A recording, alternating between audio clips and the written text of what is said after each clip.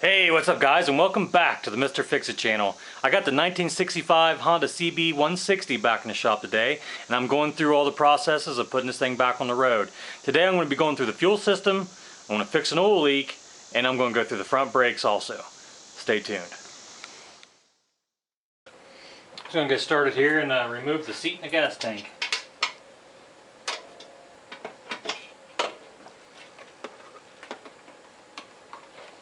So first things first here, what's the inside of the gas tank look like?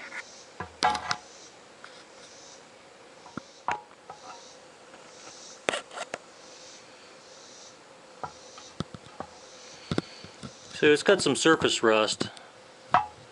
There's a little bit of debris in there. But overall for 57-year-old motorcycle, I'm going to consider this to be okay.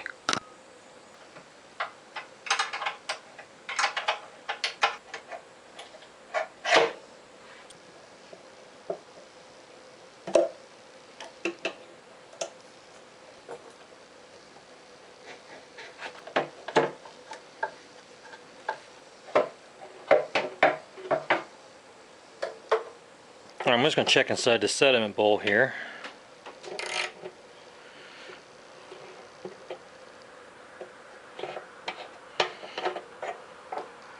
Alright, I didn't see any sediment in there, that's a good sign. Looks like there's a screen in here, let's pull that out. Okay, no issues there. A little bit of sediment in there, but not bad at all. Just going to blow through this with some compressed air.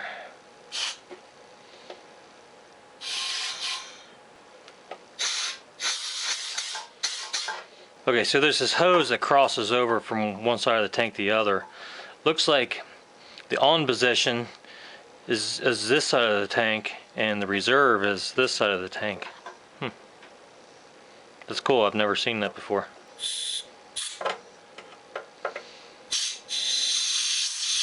Alright, that's all clear. I'm going to go ahead and put this back together. O-ring seems fine.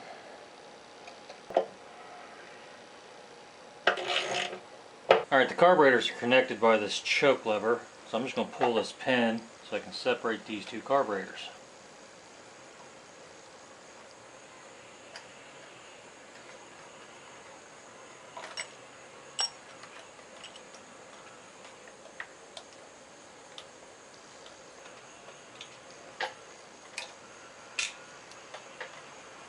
Alright, let's get into this carburetor. Pop this bail.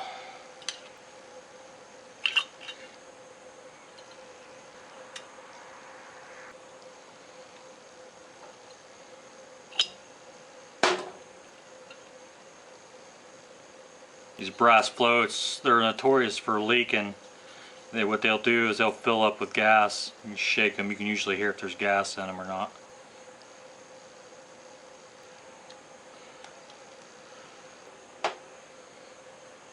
Everything seems to look good so far. Pull out the air screw. So how I usually like to clean jets, so I've got this micro drill bit set, and I'll take these drill bits and clean these jets. These pretty much correspond with the jet sizes, so if I have a 35 jet I can use this 35 drill. When they're in between, I just got to get as close as I can. So this pilot jet is a 38, so I'm going to use my 35 bit. I'll just take this and run it through the jet. See if we can get a 40 to go through it. You can see there the 40 doesn't want to go through, just barely starts. Okay, the main jet looks like it says 90. See if the 90 will fit through it. Yeah, so that's a 90. Make sure that's good and clean. You want to check these holes on the side here. Make sure they're all clear. So that all looks good. Everything in here looks good. It's just a little dirty. So this will get a bath in the ultrasonic cleaner. Before I do that, I'm going to run some compressed air through all these passageways. So this will be the fuel in. Clear that out real good. I'll blow back the other way. And then the main jet. And then the pilot jet hole. And I'll come over here and I'll get the air screw hole. And then inside of here you got your air bleeds. Blow those. We got this vent, so I'm going to blow through the vent, make sure that's clear. Blow out the float bowl, and it's got a vent. That's pretty much it to cleaning out a carburetor. At this point, you could put this back together and put it on the bike and it should run fine. But I'm going to go a step further and I will ultrasonic clean all these parts before I put it back on the bike. And then repeat this for the other carburetor. Alright, so I noticed there's this tiny little crack in the float bowl right there where the drain screw threads into. It's going to let gas leak out. So I'm going to attempt to fill this with some JB Weld epoxy. Just trying to smash it into that crack so it comes out on the inside there. Just going to clamp this into the vise here. Try to push that crack closed with that epoxy in there, if that's possible.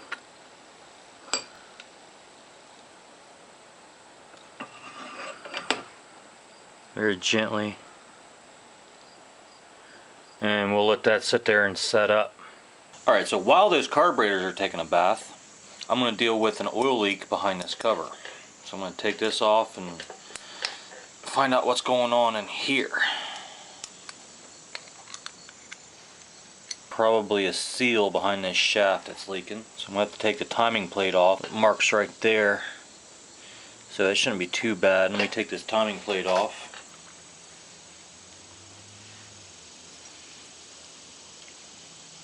I'm going to take that bolt out there. That's not a 10mm. I don't get to use my 9mm socket very often. Oh, that's just going to crank the motor. There we go. Yep, there's a shaft seal. Looks like this cover comes off. See if I can take this off. I'm assuming there's a gasket behind this. I mean, that don't seem like it wants to come off of there. I wonder what those screws are holding. It's not holding this. Just gotta be real careful here. I don't want to break anything. This doesn't seem like it wants to come off.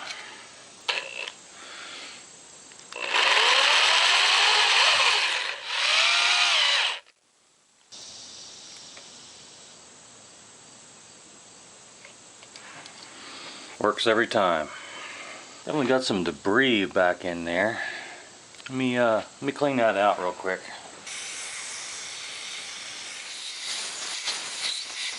Okay, here's the new seal. I'm gonna use a little bit of assembly lube. Lube up the inside of this seal. Sockets work pretty good as seal drivers. Stick these screws back in, just start putting all this stuff back together here. I'm gonna clean this surface up on the wire wheel. Seems like the right thing to do.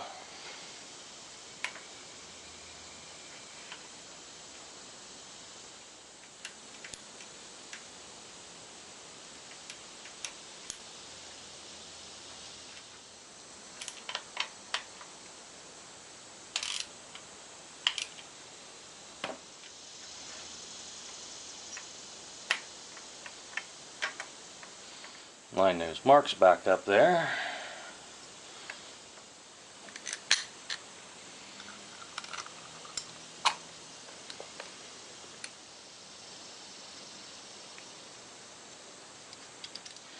Well, there's that much of it done. Alright, this front brake cable's it's working, but it's pretty stiff, so I'm gonna pull the brake cable off and see if I can get some lubrication in here and maybe free this thing up a little better.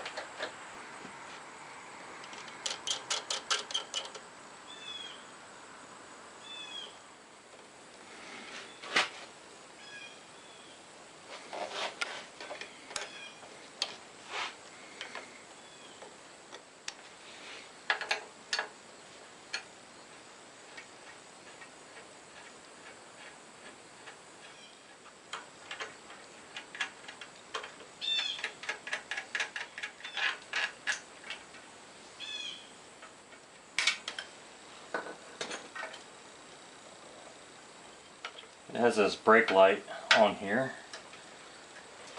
Let's just unplug those. This is just bar and chain oil. I'm just going to work this into the cable here.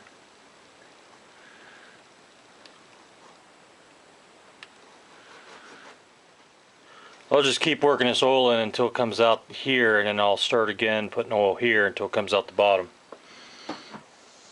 Alright, I got some oil out here on the bottom of the cable. How this brake light switch is pretty cool. As you squeeze the brake cable, this plunger goes down and makes a couple contacts close in here. That's pretty cool. Never seen this before.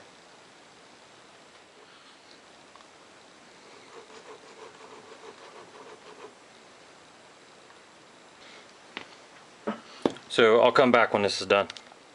I noticed this front brake's sticking a little bit. I'm going to pull this front wheel off and look inside this brake and see what's going on inside there.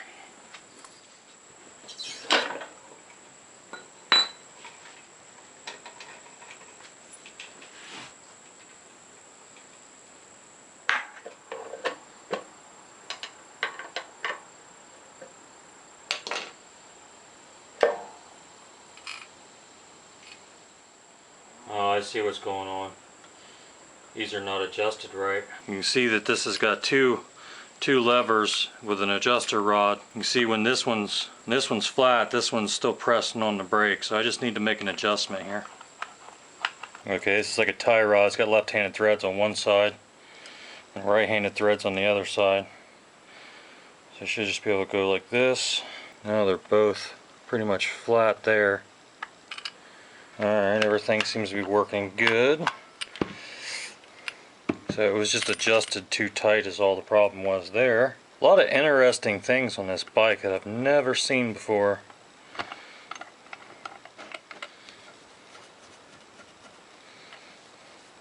Alright, slap all this back together. We should be good to go. Okay, so I ran out of slack on this before I could get the brake lever to clamp down on the brakes. So what I need to do is I need to clock both of these brake lever arms over a tooth. So I'm just going to take and mark this where it's at now and then move them both over one tooth.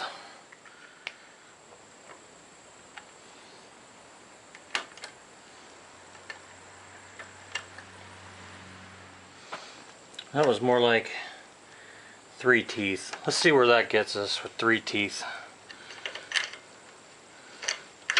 So it's got brand new brake shoes in it, so I want all the adjustability that I can get.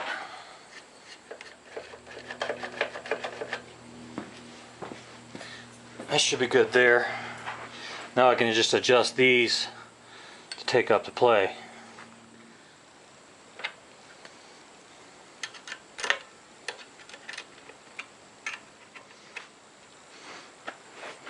Okay, now it should be just a matter of spinning this thing.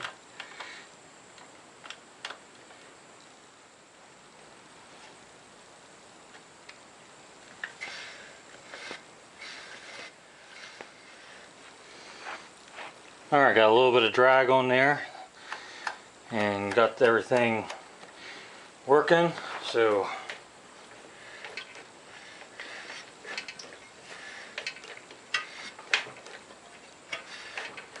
alright, so that should be good to go. Snug these down.